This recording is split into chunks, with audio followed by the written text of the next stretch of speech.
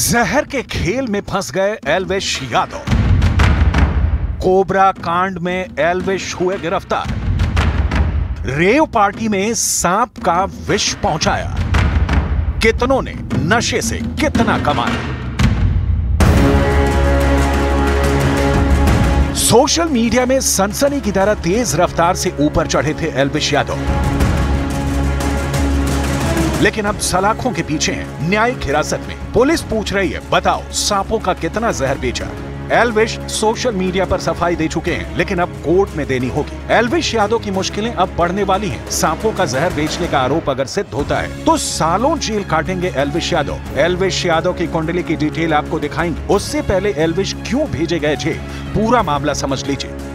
एल्विश यादव ने पूछताछ में एक बड़ा खुलासा किया। उसने कबूल किया है कि वो सांपों को और सांपों के जहर को जो है वो पार्टीज में बुलाता था। इसके अलावा सांपों को गले में लेके वीडियो डालता था और इसी वजह से नोएडा पुलिस ने एनडीपीएस की धारा 29 जो है वो एल्विश यादव के खिलाफ लगाई है, यानी कि आप ड्रग्स के कारोबार से जुड़े हुए हैं या ड्रग्स की खरीद फरोख्त करते हैं। इस पूरे मामले में अगर एल्विश यादव दोषी करार दिया जाता है तो 20 साल तक की सजा जो है इस एनडीपीएस की धारा 29 के तहत बनती है।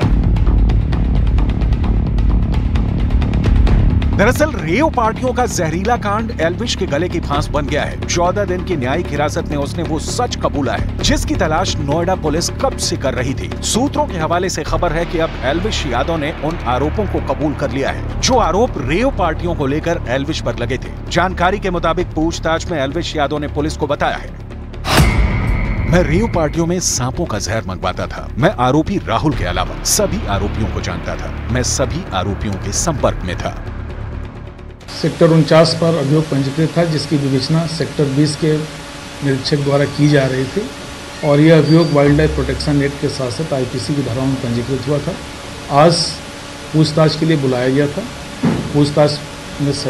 पूछताछ के दौरान पर्याप्त साक्ष्य पाए जाने पर एल्विश यादव को माननीय न्यायालय के समक्ष प्रस्तुत किया जा रहा है।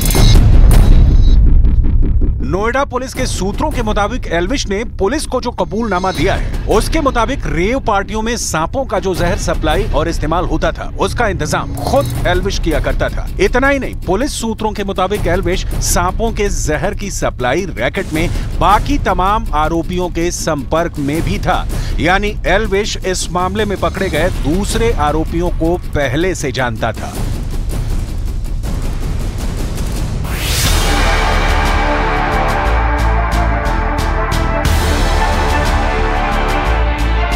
पुलिस ने पिछले साल नवंबर में सांप का जहर सप्लाई करने वाले गिरोह का पर्दाफाश किया था। पीपल्स फॉर एनिमल संस्था ने आरोप लगाया कि रेव पार्टियों में सांप के जहर का इस्तेमाल किया जाता है और वीडियो बनाए जाते हैं। इसके आधार पर ड्रग्स डिपार्टमेंट ने वन विभाग के साथ सेक्टर 51 के एक बैंक्वेट हॉल पर छापेमारी की थी। मौके पर रविनाथ, नारायण, जयकरण, राहुल और टीटू नाथ पकड़े गए थे।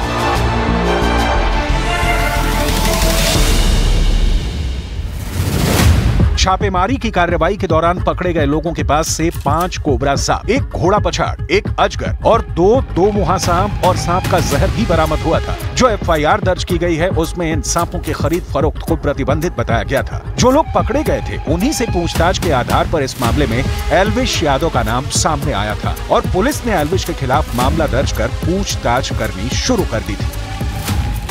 पूरे मामले में सपरों को गिरफ्तार किया गया था, उनके बयान दर्ज किए गए थे और जो सांपों का जहर था उसकी रिपोर्ट ने एल्विश यादव की मुश्किलें बढ़ा दी थी। तो एल्विश यादव के खिलाफ पहले ही नोएडा में एक मुकदमा दर्ज था जिस पूरे मामले में उसकी गिरफ्तारी हुई है और हाल ही में एक और विवाद में जो है नोएडा एल्विश यादव फंसे थे, जहां पर कि उन्होंने एक अपने साथी यूट्यूबर के साथ मारपीट की थी और जिसका वीडियो भी सोशल मीडिया पे वायरल हुआ था।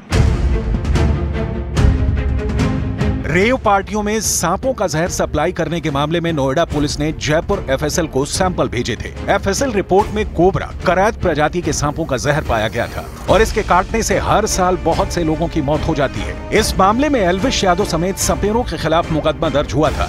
अपनी हरियाणवी बोली और खास अंदाज के कारण एल्विश युवाओं में खासे लोकप्रिय हैं। अपनी लग्जरी लाइफस्टाइल का वीडियो भी बनाते हैं, लेकिन कामयाबी के शिखर पर पहुंचकर एल्विश लगता है कानून भूलने लगे। 1972 का वन्य जीव कानून कोई साधारण कानून नहीं है।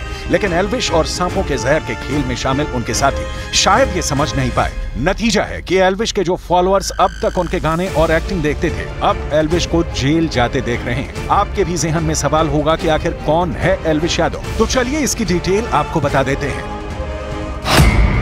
हरियाणा के गुरुग्राम में जन्मे एल्विश यादव अपने ब्लॉग्स और स्ट्रीमिंग के लिए ही नहीं बल्कि अपने फैन मीटअप के लिए भी फेमस हैं। एल्विश अपने माता पिता राम अवतार सिंह यादव और मां सुषमा यादव के साथ गुरुग्राम में ही रहते हैं। एक बड़ी बहन कोमल यादव भी है जिनकी शादी हो चुकी है।